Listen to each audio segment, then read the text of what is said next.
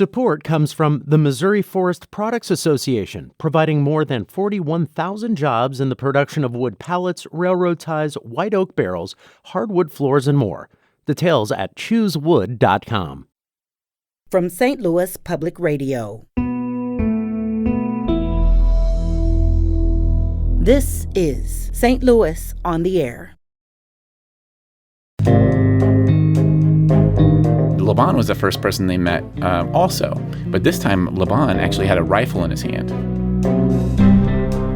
Let's face it, you're there in part because you want to save their soul. Sure, yeah.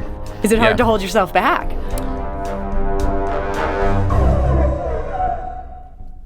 I'm Sarah Fensky. Last month, something new for St. Louis opened in Dutchtown's historic Melvin Theater. It's called The Rock, but the nonprofit behind it hopes it will become a success center. It serves young adults at risk of becoming homeless or already without housing. And joining us today to tell us more is Timothy Needham. He's the executive director of Restoration House STL. That's the faith-based nonprofit behind The Rock. So, Tim, welcome. Hi, thanks so much for having me. So tell us a bit about The Rock. What are you offering there on site in this old theater? Yeah, it's so The Rock is a spot where youth and young adults who are ages 18 to 25 can come in and get access to all the basic essentials that they need. So that could be food, hygiene, clothes, hot food. We have there for them. We have a brand new computer lab, couches, TVs where they can just come and relax. They can come in and take a nap. With hot weather like this, they can come in and just take a nap and rest and get cool. But we also have caseworkers there who can meet their basic needs right then and there. And if they desire so, start working on some things that will help them progress to where they want to be. So if people just want to get some services and get out, you're fine with that? Totally. But they can also just hang out on the couch? Absolutely. As long as they want? As long as they want. And no questions asked, no judgment. We have various types of casework that we do, some of which you consider acute casework. So that's going to be the things just if they need food, if they haven't eaten, you can come in, eat some food and leave. Or if you want to go a little bit deeper and work on some stuff that might help progress you to where you want to get to, then we'll work on that too. So these sound like great services, and you're targeting a very specific age range here. Yeah. What's the thinking with that? There's a lot of great organizations here in St. Louis that do phenomenal work, especially in children's programs that go up to the age of 21. Phenomenal agencies and organizations that do amazing work, but the challenge can often be that those programs have an age limit. And so as soon as these young people hit the age of 22, reality sinks in for them, and they may not be prepared with all the adequate resources that they need to be successful. So we kind of see ourselves as a bridge builder to other resources so that when they hit that 22nd birthday, if they haven't figured out everything they need to in order to be successful, we can absorb that blow for them and be a cushion and be an anchor for them so they don't feel like they've just fallen off the face of the earth. So, Tim, I understand your interest in this issue goes back to a service project that you did back in 2008. What were you doing at that point? I was a youth pastor at a church in Fenton, Missouri. I was looking for ways to get my youth group involved in service projects. And my wife's uncle, Jeff, he had started working with the homeless about a year before that. So he encouraged me to come out. And just in all honesty, I had zero interest in doing it. In fact, I probably pushed back for 4 to 5 months. Wow, you were resistant. I'd never worked with the homeless before, and so I just had zero interest. But he kept pushing me and kept prodding me, and finally I said, okay, I'll go check this out. So first time we go down there, we pull up in our van, and I had a lot of preconceived notions about what it meant to be homeless. A lot of stereotypes, all of which I realize now are wrong. But I went down there and I made sure I left my wallet at home, my cell phone, anything that I felt was of value, I left at home because I was just convinced that I was at risk of being mugged or something like that. And so we get there, and the first guy we meet is a man named Laban. And Laban was every bit of the stereotype of what you would think of as a dangerous person. So he had a long black trench coat on, long dreads, steel-toed boots. He's a big guy, a real big guy. And Jeff, my wife's uncle, walks right up to him. And I'm like, Jeff, what are you doing? You went up to this guy? Laban was he's the biggest teddy bear I've ever met. He was homeless. But the other interesting part about that was when we saw him, he happened to have a machete in his hand. That's a key detail to leave out there, Tim. I almost left that part out. Yeah. That was the most intimidating part about him. He had a machete in his hand. And so that's why I was, startled to death. But he was, turns out with a machete, the reason why he had it was he was along the riverfront. This is back when they had the homeless camps on the riverfront. And he was clearing brush along there. He had a good reason for his machete. He was clearing that brush. So I immediately got hooked. I just fell in love with him and all the people down there. Really churned my heart that the people down there were the salt of the earth. They were just like me and you. They just had different circumstances. So I bring my youth group down, and they kind of had that same preconceived notion too. Well, Laban was the first person they met also.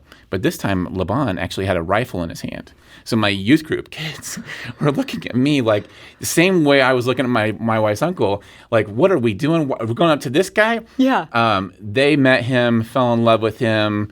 Did he have a good reason for having the rifle? He was shooting squirrels. Okay, for food. That's a good reason. Yep, he had a little .22. He was shooting squirrels. So he was literally providing, and not only providing food for himself, but he was providing food for other people in the camps there too.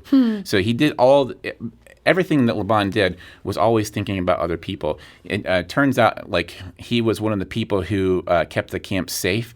So he was kind of the security back then. Laban became such a good friend of mine.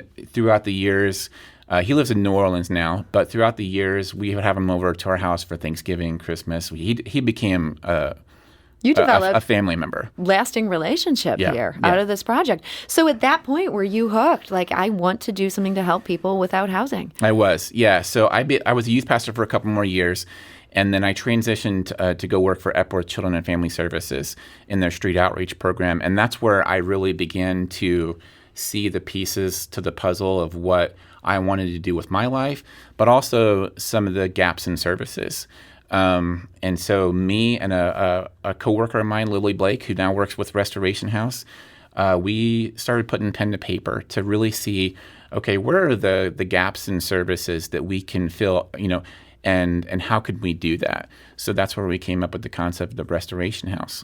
And so this idea of almost like a drop-in center. This is something where you're just going to be open for certain hours. People can come and get access to everything they need. Were there other models you drew on as you came up with this idea? So the drop-in center model is not new. It's been around for 30 or 40 years, I think from the late 60s. So that model is not new. What we are doing is we are creating a model that we want to replicate. With The Rock, where we are in South City right now, we could be there Monday through Friday if we wanted to, but we have much bigger ambitions than that. So we're picking Tuesdays and Thursdays because our next objective is in springtime of next year, we're actually going to launch a second location in St. Anne and Breckenridge, right off of St. Charles Rock Road. So North St. Louis County. Well, it's what we're actually considering the West Campus, but that will be open Mondays and Wednesdays. So we will be able to take one team and have them work Tuesdays and Thursdays in South St. Louis and Mondays and Wednesdays in St. Anne, and have two areas of the St. Louis area covered. And then within 1 year, we're going to launch East St. Louis and then North St. Louis. These are some big expansion plans. Yeah. You sure you don't want to just let's get one completely up and running before we start multiplying? Well, the cool thing about it is we can keep the operations of this very low because how we're targeting the days. So whereas many other great drop-in centers in the area, they have one location and they do it Monday through Friday, their whole team has to stay there because they're there Monday through Friday. But we can split this up and do one team in 2 different locations and continue to have low overhead so that we can guarantee that we're hitting all of St. Louis, and the maximum amount of fundraising dollars that we get go to helping the people instead of a massive overhead of operations. So this all starts at the Melvin Theater. A lot of people probably know this building. Some people probably even went to movies there back in the day. People might not think about there being a lot of clients around in that area. Yeah. Is there a homeless population that could really use these kind of services? There is. We actually started looking into this with the Melvin Theater probably 3 or 4 years ago. So the guy who owns it, his name is David Godbout. He's the pastor of Novation Church. So he runs a house church model. They believe in doing church within homes and people's houses. And they bought this facility knowing that it was going to be a community resource center. So we talked with them a couple of years ago, and it wasn't the right time. But as we began to get to understand the unique needs of our city within the homeless population, we realized that South City was absolutely the perfect spot for us to launch our first Success Center.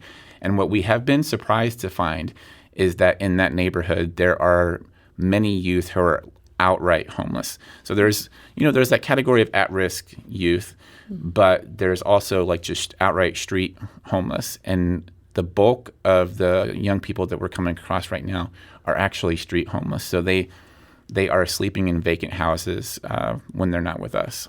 And so what kind of outreach have you done to be able to connect with them, let them know, hey, here are our days, we'll always be here? Well, the good thing is that David with Novation has probably the best reputation I've ever seen in a human being. I mean, he's amazing. The people in that community absolutely love him and the church that they work with. So that's been big for us. But we've been very intentional about going out into the communities and getting the word out. One of the things that we do to help with that is transportation is always an issue, right, for people who are on the streets. Well, we have been very intentional about saying, like, hey, anybody comes in right now, anybody who comes in, we're giving 2 free bus tickets. No questions asked. If you come in this building, you're going to walk out with 2 free bus tickets.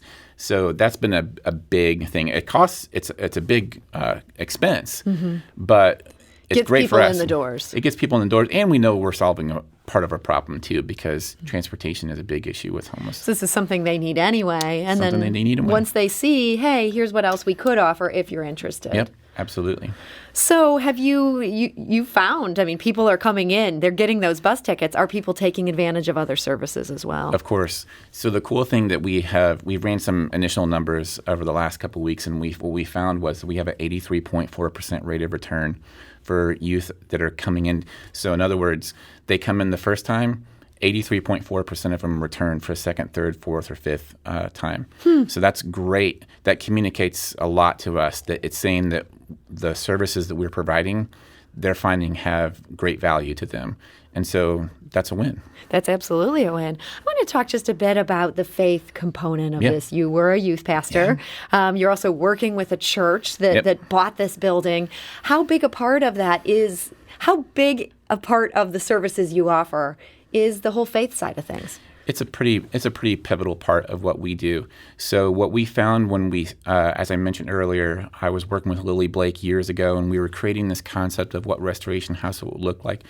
We came across a couple statistics that were really shocking to us in a good way.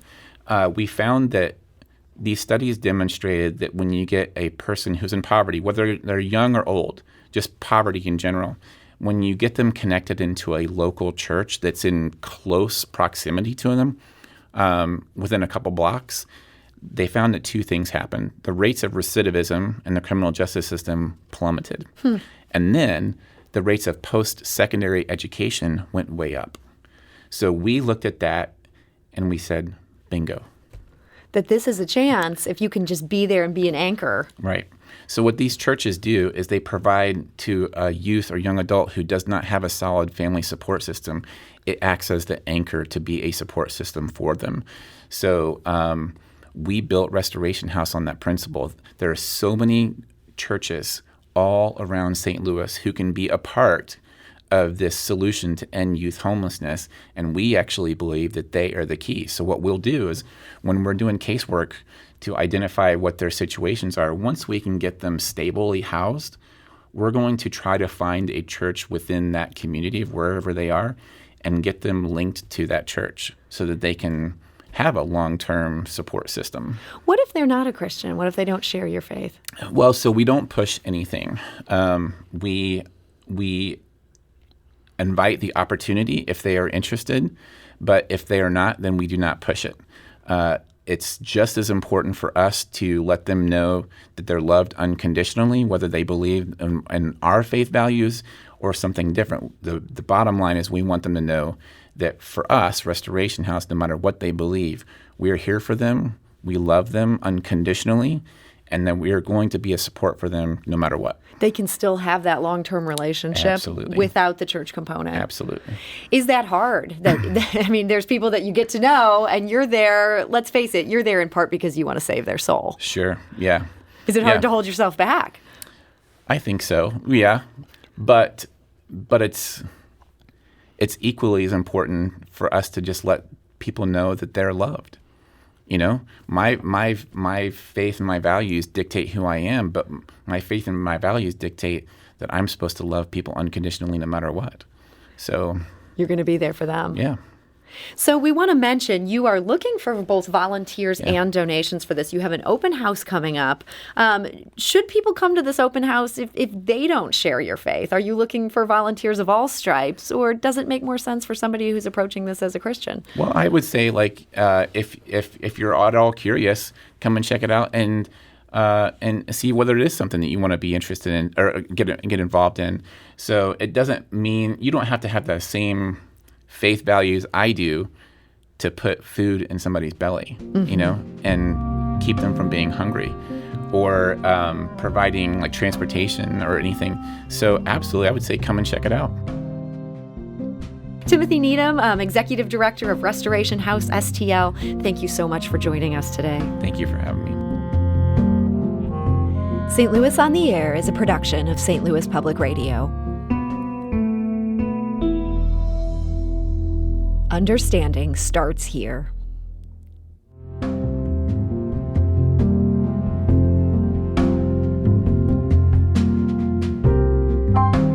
Do you find yourself regularly listening to episodes of St. Louis on the Air?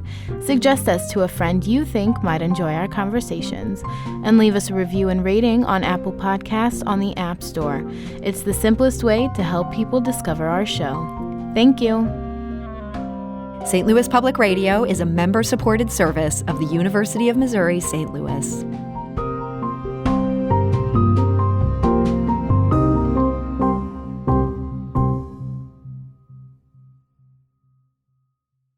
Support comes from the Missouri Forest Products Association, committed to conservation and careful management of the state's forests to make them more resilient and better habitats for wildlife. ChooseWood.com.